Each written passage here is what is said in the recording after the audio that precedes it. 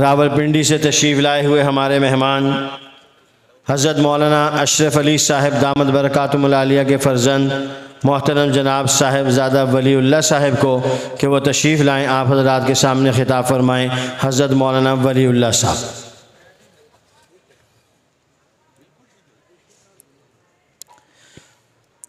الحمد لله نحمده ونستعينه ونستغفره ونؤمن به ونتوكل عليه ونعوذ بالله من شرور أنفسنا ومن سيئات أعمالنا، من يهده الله فلا مضل له ومن يضلله فلا هادي له، ونشهد أن لا إله إلا الله وحده لا شريك له، ونشهد أن سيدنا ومولانا وشفيعنا محمدا عبده ورسوله. أما بعد، فأعوذ بالله من الشيطان الرجيم. بسم الله الرحمن الرحيم. ما كان محمد أبا أحد من رجالكم ولكن رسول الله وخاتم النبيين. سبحان ربك رب العزة عما يصفون وسلام على المرسلين والحمد لله رب العالمين.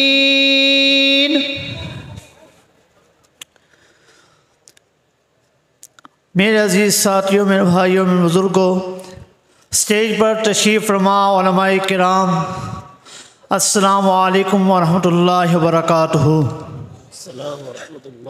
مجاہد ختم نبوت، تلمیذ شیخ القرآن حضرت مولانا اللہ وسایہ صاحب جو اس پروگرام کی قیادت فرما رہے ہیں، کے علاوہ بھی جتنے بھی علماء کرام ہیں اسٹیج پر تشریف فرما. میں آج اس پروگرام کی کامیابی پر مجاہد ختم نبوت حضرت مولانا اللہ وسایہ صاحب اور ان کی پوری ٹیم کو دل کی گہرائیوں سے مبارکباد پیش کرتا ہوں. مسئلہ ختم نبوت کا بھی تعلق عقیدے سے ہے. اہل سنت والجماعت کا مدار بھی اسی پر ہے. قرآن مجید کی 70 آیات مبارکہ حضور صلی اللہ علیہ وسلم کے خاتم النبیین ہونے پر عادل و شاہد ہے. چنانچہ اللہ تبارک تعالیٰ نے نبی کریم صلی اللہ علیہ وسلم کو جس طرح نبوت رسالت عطا فرمائی، اسی طرح ختم نبوت اور ختم رسالت کی خلت سے بھی سرفراز فرمایا ہے. آپ صلی اللہ علیہ وسلم نبی بھی ہیں اور خاتم النبیین بھی ہیں، اور آپ رسول بھی ہیں اور خاتم المرسلین بھی ہیں. صرف یہی بات نہیں کہ آپ صلی اللہ علیہ وسلم پر تو نبوت ختم ہو گئی ہے، اب کوئی نبی پیدا نہیں ہوگا.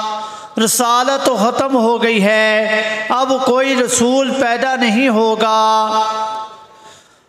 اگر آپ قرآن مجید کا مطالعہ فرمائیں اور آپ پر یہ حقیقت واضح ہو جائے گی، ہر نبی ہر پیغمبر اپنی قوم کے لیے، اپنے شہر کے لیے مبعوث ہوا، مگر امام الانبیاء خاتم الانبیاء حضرت محمد مصطفیٰ صلی اللہ علیہ وسلم ایک قوم ایک شہر کے لیے نہیں، پورے جہان کے لوگوں کے لیے آئے ہیں.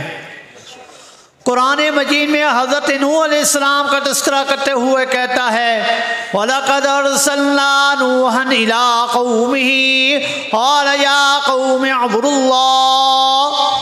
ہم نے نوح علیہ السلام کو پیغمبر بنا کر بھیجا، انہوں نے بھی تبلیغ کرتے ہوئے فرمایا ہے میری قوم. وَإِلَىٰ عَادٍ أَخَاهُمْ هُودًا قَالَ يَا قَوْمِ اعْبُدُوا اللَّهَ. ہم نے قوم عاد کی طرف ان کے بھائی حضرت ہود علیہ السلام کو بھی پیغمبر بنا کر بھیجا، انہوں نے بھی تبلیغ کرتے ہوئے فرمایا ہے میری قوم۔ اور قرآن مجید میں ایک اور پیغمبر کا تذکرہ کرتے ہوئے کہتا ہے وَإِلَىٰ مَدْيَنَ أَخَاهُمْ شُعَيْبًا قَالَ يَا قَوْمِ اعْبُدُوا اللَّهَ، ہم نے مدین کی طرف ان کے بھائی حضرت شعیب علیہ السلام کو پیغمبر بنا کر بھیجا، انہوں نے بھی تبلیغ کرتے ہوئے فرمایا ہے میری قوم۔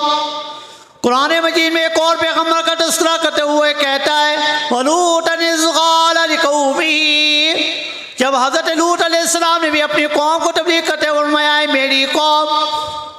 دیکھا آپ نے ہر نبی ہر پیغمبر اپنی قوم کے لیے، اپنے شہر کے لیے، کوئی قوم عاد کے لیے، کوئی مدین والوں کے لیے، کوئی قوم سمود کے لیے، کوئی فرعون بنی اسرائیل کے لیے، کوئی خطاب کرتے ہوئے کہتا ہے یا بنی اسرائیل، مگر جب امام الانبیاء خاتم الانبیاء حضرت محمد مصطفیٰ صلی اللہ علیہ وسلم کی باری آتی ہے، آپ صلی اللہ علیہ وسلم کی نبوت رسالت مدینہ والوں کے لیے نہیں، آپ صلی اللہ علیہ وسلم کی نبوت رسالت مکہ والوں کے لیے نہیں، آپ صلی اللہ علیہ وسلم کی نبوت رسالت طائف والوں کے لیے نہیں، آپ صلی اللہ علیہ وسلم کی نبوت رسالت تمام جہان کے لوگوں کے لیے ہے۔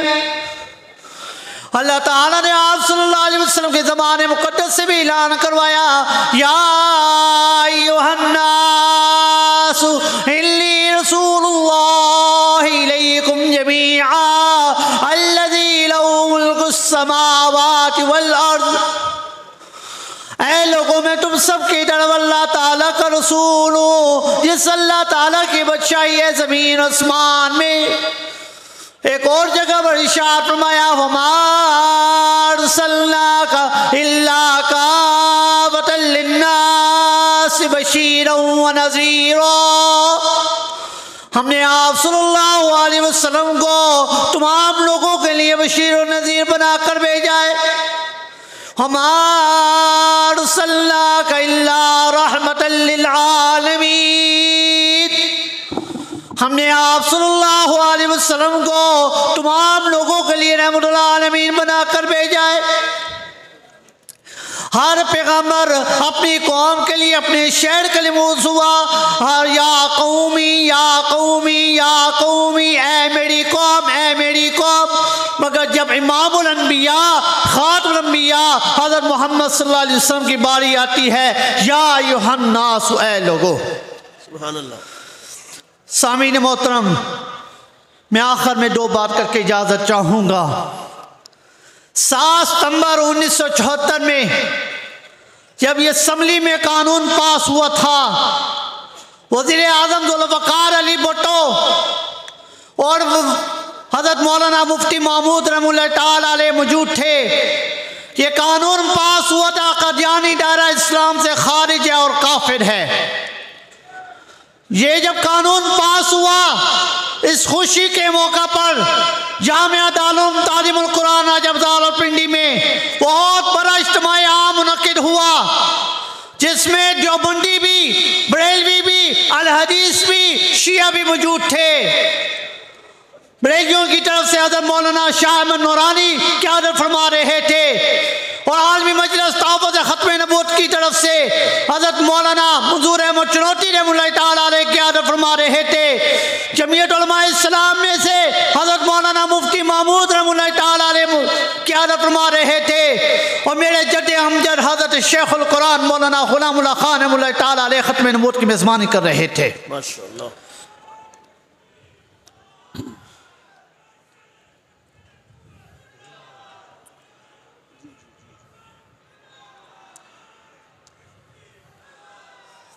آج ہوش کشمیری رحمۃ اللہ تعالیٰ علیہ نے میرے جد امجد شیخ القرآن رحمۃ اللہ کو ختم نبوت کے میزبان کا لقب دیا تھا، اور مولانا عطا اللہ شاہ صاحب بخاری رحمۃ اللہ تعالیٰ علیہ نے اپنی زندگی میں کہا تھا میرے بعد اگر ختم نبوت کا مسئلہ پیش آئے تو غلام اللہ خان کو پنڈی سے لے لینا، وہ سالوں کا کام مہینوں کے بجائے دنوں کے بجائے گھنٹوں میں کام کر کے دکھائے گا۔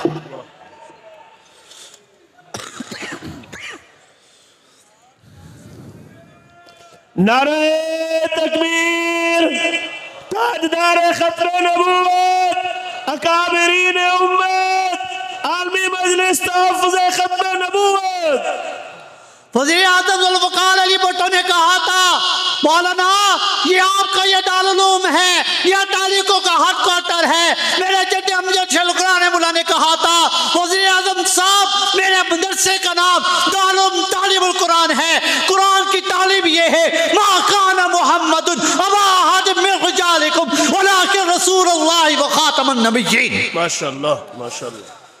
ہمارے اکابرین علماء دیوبند نے ختم نبوت کے خاطر اپنی جانیں قربان کی تھی، مال بھی قربان کیا تھا، اور اگر ہمیں ختم نبوت کے خاطر اپنی جان قربان کرنی پڑی، اپنا مال قربان کرنا پڑا، انشاءاللہ قربان کرتے رہیں گے۔ زندگی رہی پھر ملاقات ہوگی۔ وآخر دعوانا الحمدللہ رب العالمین۔ دعوت خطاب دوں گا عالمی مجلس تحفظ ختم نبوت کراچی کے امیر، جامعہ علوم اسلامیہ بینوری ٹاؤن کے استاذ حضرت مولانا محمد اعجاز مصطفیٰ صاحب کو کہ وہ